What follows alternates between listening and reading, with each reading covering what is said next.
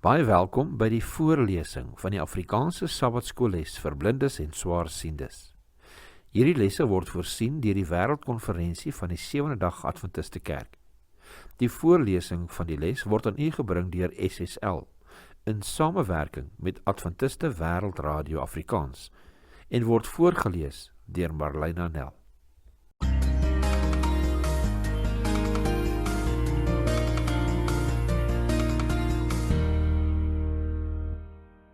Maandag 23 Februarie.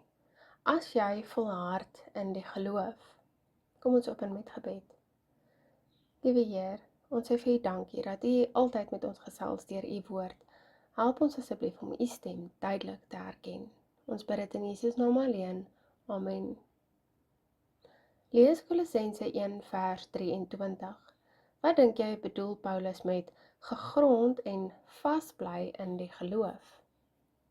Ons lees Kolossense 1 vers 23. As julle ten minste gegrond en vasbly in die geloof en julle nie laat afbring van die hoop van die evangelie nie, wat julle gehoor het en wat verkondig is in die ganse mensdom onder die hemel, waarvan ek, Paulus, 'n dienaar geword het.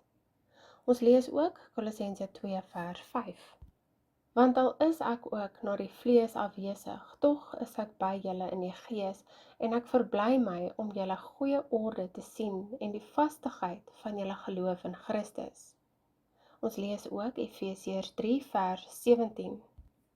Sodat Christus deur die geloof in julle harte kan woon, julle wat in die liefde gewortel en gegrond is. Daar is 4 verskillende tipes as-verklarings in Grieks. Elkeen met 'n verskillende skakering of nuance. Die een waarmee Kolossense 1 vers 23 begin, aanvaar dat die voorwaarde waar is. Dit wil sê, Paulus bemoedig die Kolossense met die gedagte dat hulle inderdaad in die geloof sal voortgaan. Soos wat Paulus gou is om aan te dui, het hy reeds 'n bewys van hulle geloof en onwrikbaarheid raak gesien in Kolossense 2 vers 5. Nietemin, hulle hoop is steeds voorwaardelik om te sien of hulle in die geloof waarmee hulle begin het, sal volhard. Hierdie gedagte om te volhard is die betekenis van die Griekse woord wat as aanhou vertaal word in Kolossense 1 vers 23. Dit word gebruik omdat die skrifgeleerdes en die fariseërs aangehou het om 'n antwoord van Jesus te eis oor wat met die vrou wat op die daad van egbreek betrap was, gedoen moet word.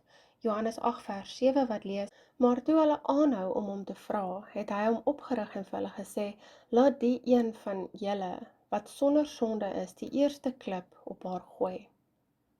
Ook met betrekking tot Petrus wat aangehou klop het by die deur nadat Roda sy stem herken het, maar die deur toegesluit gehou het en na binne gehardloop het om die ander van sy teenwoordigheid te vertel in Handelinge 12 vers 16 wat lees, en Petrus het aangehou met klop, en toe hulle oopmaak, sien hulle hom en was verbaas. Dit word ook deur Petrus gebruik toe hy Timoteus moed ingepraat het om getrou aan die leerstellings en praktiese instruksies wat deur Paulus aan hom gegee was te bly. 1 Timoteus 4 vers 16 lees, let op jouself en op die leer, volhard daarin, want deur dit te doen sal jy jou red, sowel as die wat jou hoor. Hier is die betekenis dieselfde, behalwe dat dit op die gelowiges oor die algemeen van toepassing is.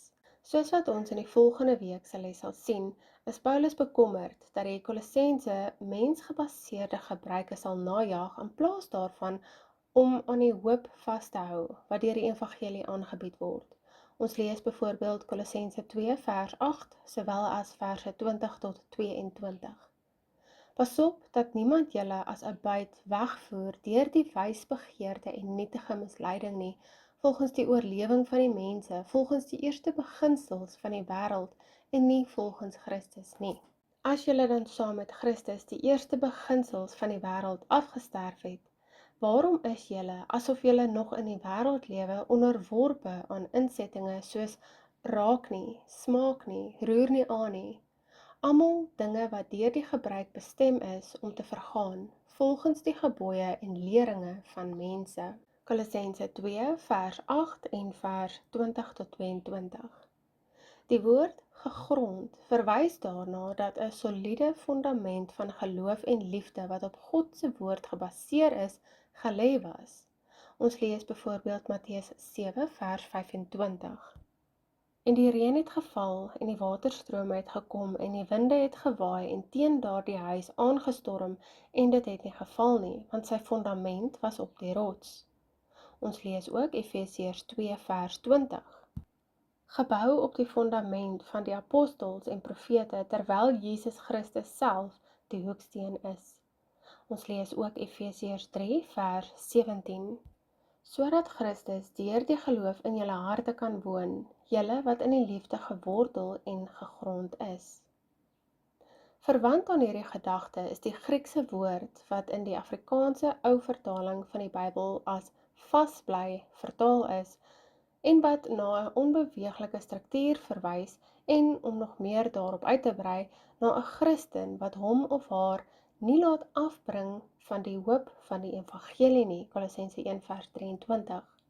Dieselfde woord word in 1 Korintiërs 15 vers 58 gebruik wat lees, wees standvastig, onbeweeglik, altyd oorvloedig in die werk van die Here, omdat julle weet dat julle arbeid in die Here nie te vergeefs is nie.